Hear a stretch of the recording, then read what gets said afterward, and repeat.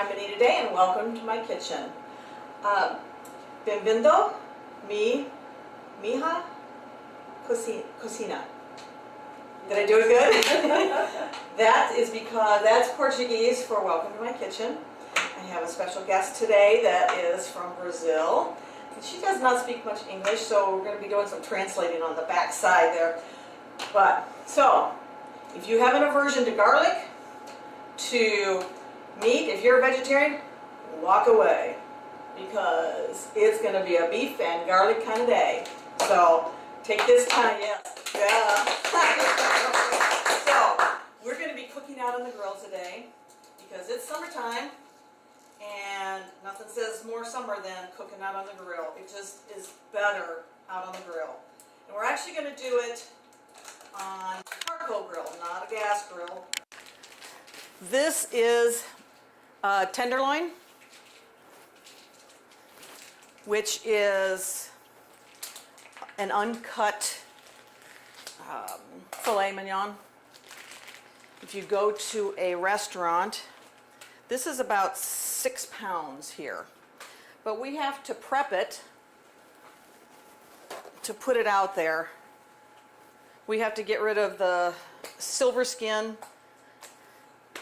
What's silver skin? Silver skin is like a tendon that runs down the inside, and it's very tough. So you want to get rid of that. So we're just going to run a really thin, and you have all this little membrane here. And we're just going to run a little sharp knife underneath here. And you can get, once you can get your fingers underneath there, and you can get it pulled up. Sometimes you're going to need to take a piece of paper towel and hang onto it because it's pretty slippery. And it doesn't take long. It takes about 5 minutes to prep this. And this whole thing is not going to go on the grill. Part of it is going to be cut away because I'm not going to put the real thin part on because it doesn't cook evenly. It'll be too well done. Okay, so I'm just going to cut this off. So that's probably about 1 pound right there. You do want to have a nice sharp knife. You need to talk about keeping your knife sharp. There's more accidents in your kitchen from dull knives than there are from sharp knives. So make sure you keep your knives sharp. Knock on wood, I have not cut myself. I've nicked myself a few times because I was distracted and wasn't paying attention. Teach your kids how to use a knife properly. And then we're going to season this. I'm actually just going to use a pre-made fajita seasoning just because I like it so much. You could make your own. I've had it where it was a homemade, like a Jamaican spice. It was very good. I'm going to cut these little pieces here off.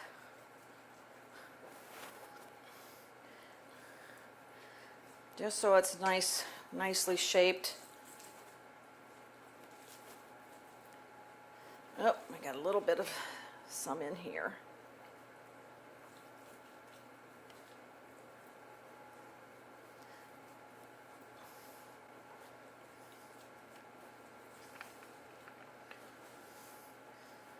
Okay.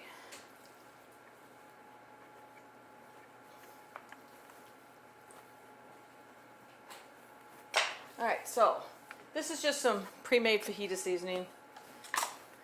And I'm going to put it on my pan. So is this what they would call a dry rub? Yes, it would be a dry rub. And you want to put more on it than you think you need, because a lot of it comes off on the grill.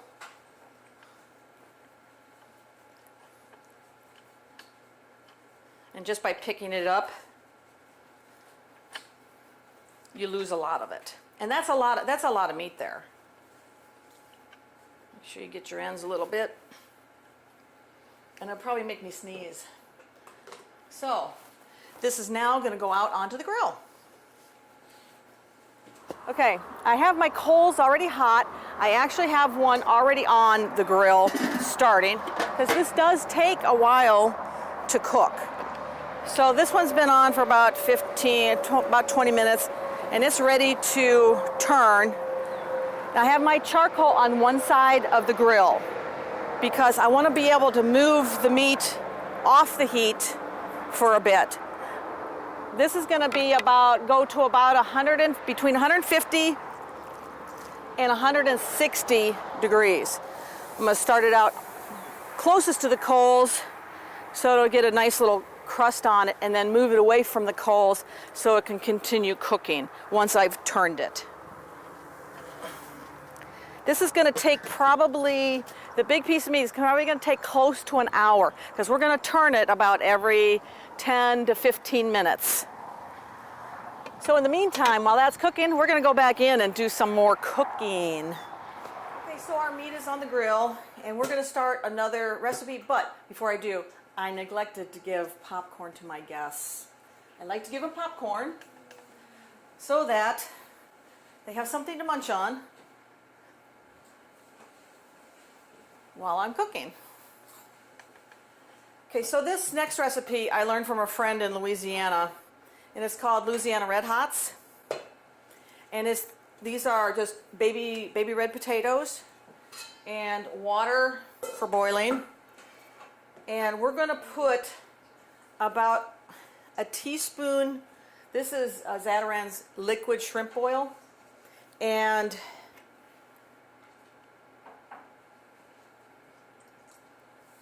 you don't want to go too much because it is really spicy, depending on your audience, depending on your family, how much you want to put in there. So we're just going to cover that with water. We're going to put a lid on this because once that seasoning starts cooking and steaming, it's going to go in the air and it will choke you.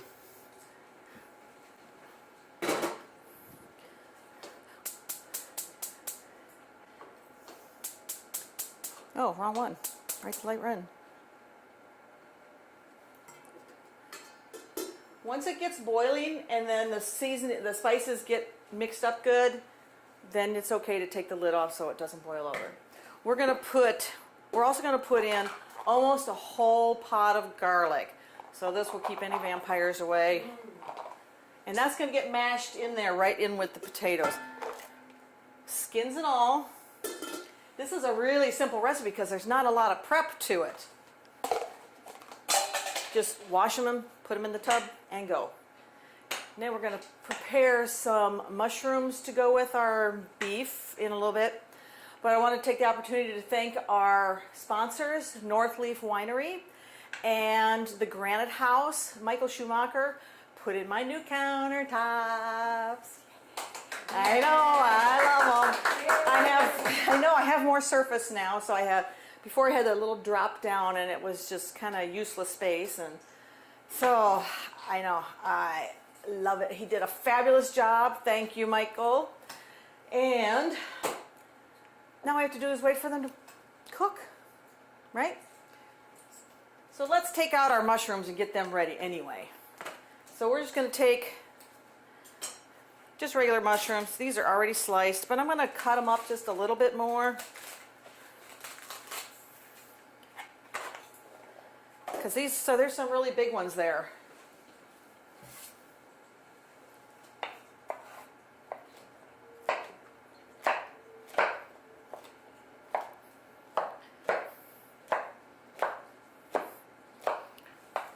Not much, just so they're not ginormous. Better bite size than what a whole big mushroom is. Okay.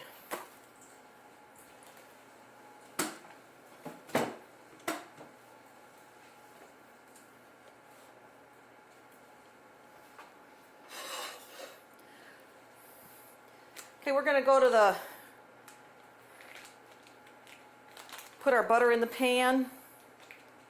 I'm not going to use all of this. I'm going to put half of this in there.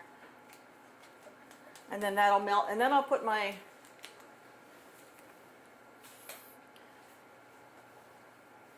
mushrooms in the pan once the butter is melted. So Anita, earlier you talked about having sharpened knives. How do you sharpen your knives?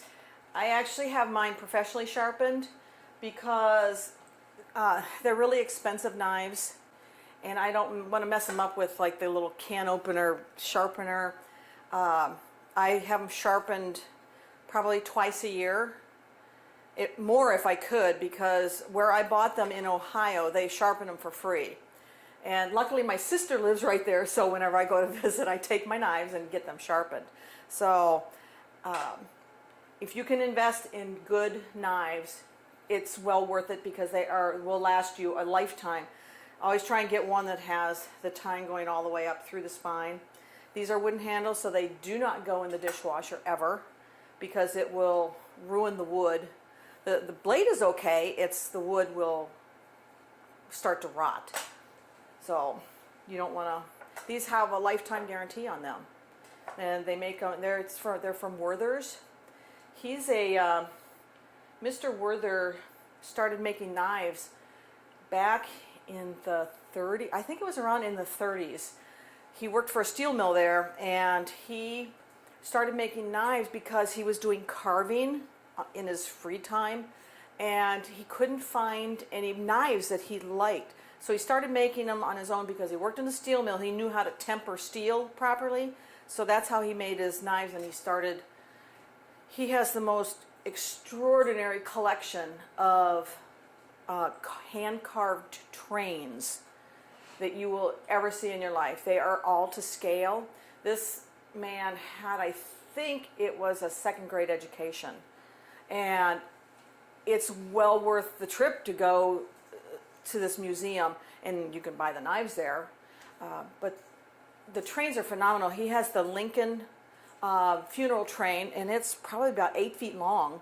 And even he carved out of ebony, ivory, and black walnut.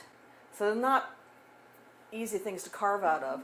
And each even little bolt is all inlaid and carved separately and work. Even the key for the lock on the door works. So the years that it took him to do this is just amazing. Truly remarkable. Yes, truly amazing. So yeah, I really like them. Wow. Yep. So yeah, invest in some good knives because they will last you forever. I do have a cheap little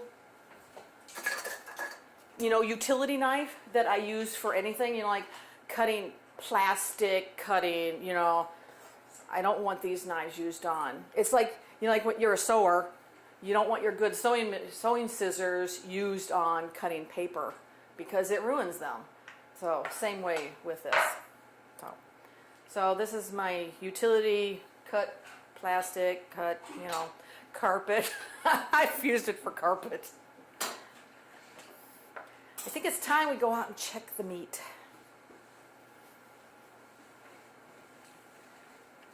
All right, I'm ready to turn the meat over. Oh, where is it? There we go. Ready to turn this one over. Flipping it. And this one is about ready to come off.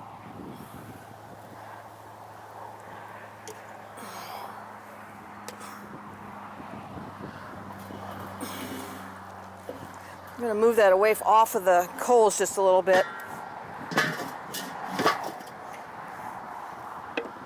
And in we go.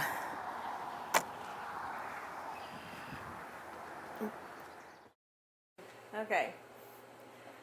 Our meat is off the grill. It's sitting at about 150 degrees inside temperature. We're going to cover it, and we're going to let it rest for about 15 minutes. So while that's resting, we're going to go put the mushrooms in. Can you smell that? Smells Yes. great, doesn't it?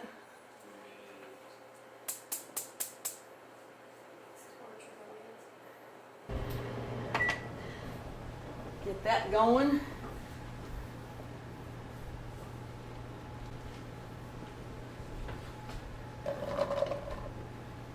It's about 3 tablespoons of butter in there. You can add more if you need to, depending on how many mushrooms you have. So it's about 8 ounces maybe.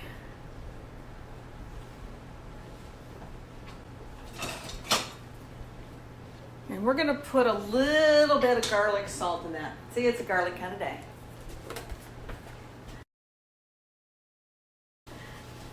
Just gonna sprinkle a little on there. Give it a little stir here. If I can find wherever I put my stuff.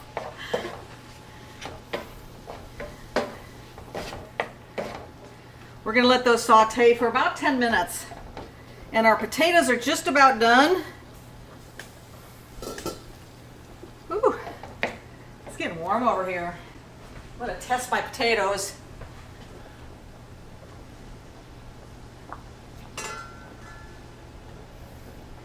Perfect. Okay, I'm gonna shut those off because I'm gonna drain those in a little bit.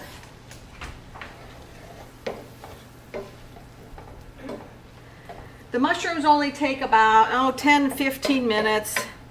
You want them nice and heated up. They don't have to be, because you still want to have that little sauce in there, because we're going to add a little ingredient here in a little bit. How do you know when their mushrooms are ready?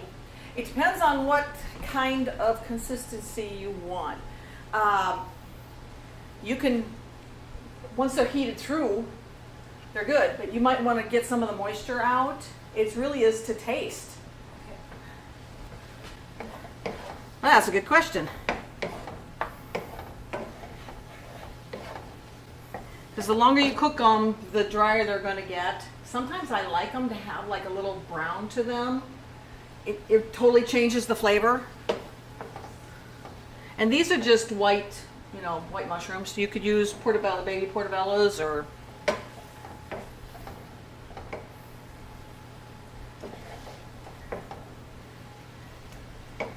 okay, while that's cooking there for a minute, I'm going to put some gloves on because I'm going to drain the water off the potatoes.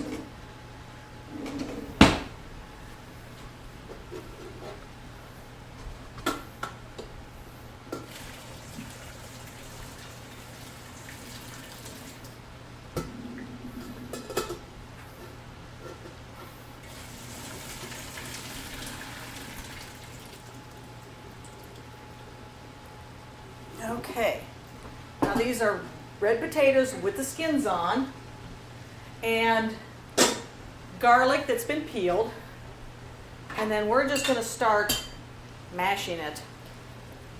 You know the old-fashioned potato masher? Don't need to use. I'm going to do this first. My arms are getting a steam facial.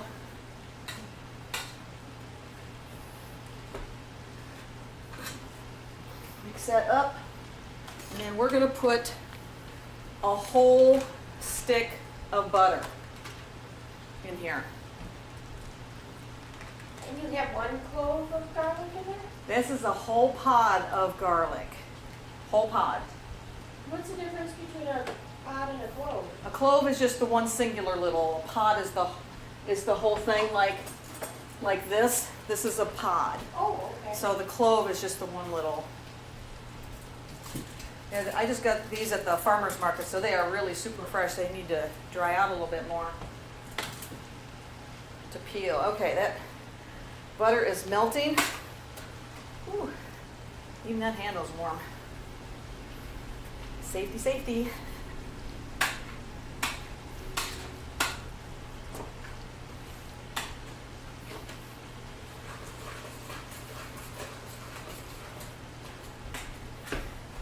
I like this with the skins in here. This was about, what did I say, 5 pounds of potatoes.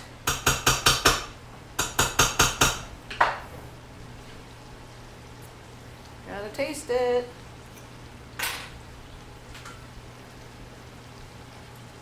I got used with just a little bit of salt.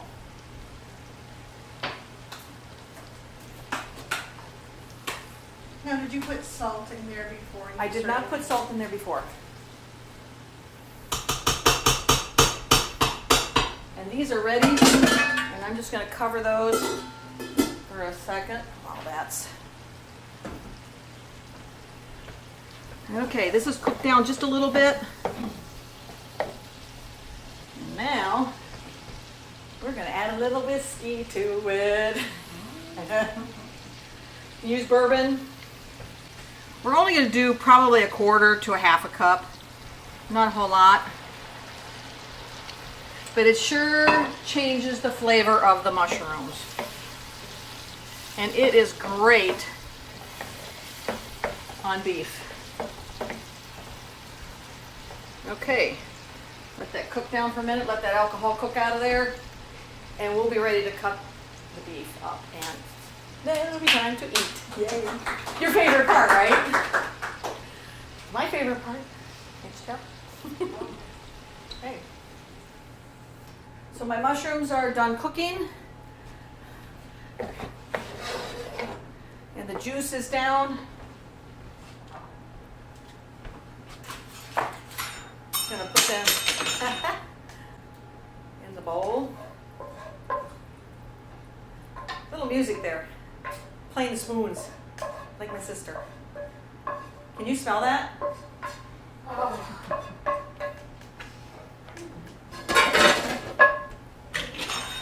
I don't need that spoon anyway. I need to taste it to make sure it's okay for you. Oh, really hot. Ooh. Mm. Mmm. Yummy. Don't you wish you were me right now? Okay. So, meat is around medium rare to medium. Now, the grain in the meat goes this direction, so you want to cut across the grain because that's when you're going to get your tenderest cuts.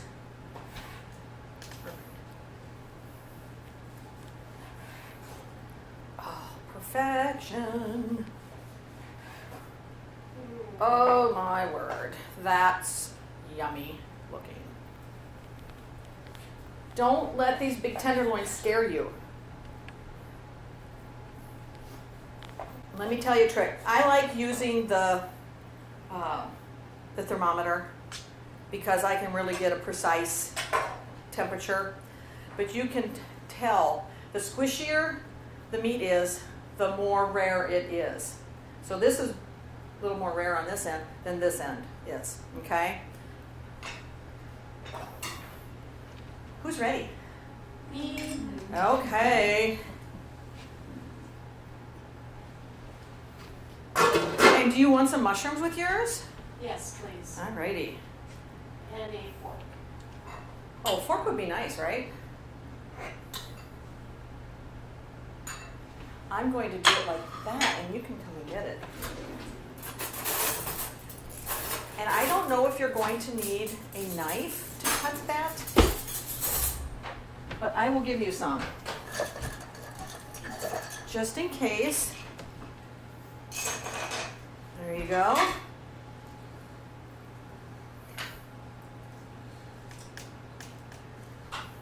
Louisiana Red Hots, whiskey or bourbon mushrooms, and grilled tenderloin. This tenderloin will feed probably 6 people easily.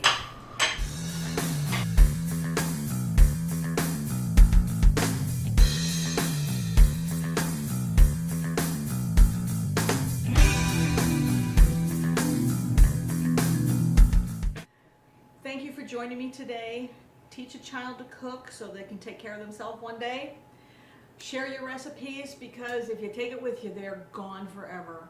Make sure you share them. And please, check out my sponsors, Northleaf Winery. They're phenomenal.